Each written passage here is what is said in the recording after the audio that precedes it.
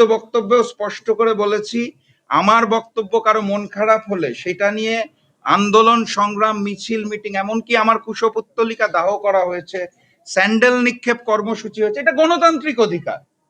এটা আমি বাধা দিতে চাই না এবং আমি তাদেরকে সাধুবাদ জানাই। আমি কিন্তু বক্তব্যেও বলেছি, তাদেরকে ধন্যবাদও জানাই, সাধুবাদও জানাই। এটাই হচ্ছে বাক স্বাধীনতা এবং গণতন্ত্রের পরিপূর্ণ চর্চা।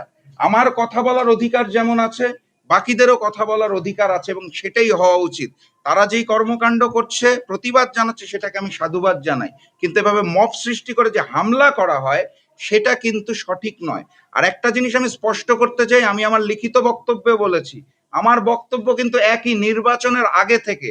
আমি একই কথা বলছি, শহীদ প্রেসিডেন্ট জিয়াউর রহমান এবং আপসহীন দেশনেত্রী বেগম খালেদা জিয়ার আদর্শে বর্তমান বিএনপি চলছে না, জনাব তারেক রহমান চালাতে পারছেন না, উনি ওনার পরিবারকে কলঙ্কিত করেছেন। এই বক্তব্য আমি কমপক্ষে শতবার দিয়েছি, কেউ কোনো প্রতিবাদ করে নাই, প্রতিরোধ করে নাই, মব সৃষ্টি করে নাই। তাহারা একটি শব্দ, ওই পুরা গল্পটা সামারি একটি শব্দে যখন কুলাঙ্গার বলা হয়েছে, তখন তারা এটা নিয়ে ঝাঁপিয়ে পড়েছে। তো সেটা তো আমি লিখিত বক্তব্যে বললাম, ঠিক আছে, আপনাদের সমস্যা যদি কুলাঙ্গার শব্দটাই হয়, সেটার জন্য আমি দুঃখ প্রকাশ করেছি এবং কথা দিয়েছি এই শব্দ আর ব্যবহার করব না। কিন্তু বাকি বক্তব্য তো আমার একই, সেটা আমি বিগত কয়েক মাস ধরে দিয়ে আসছি, আগামীতেও দিব। ধন্যবাদ।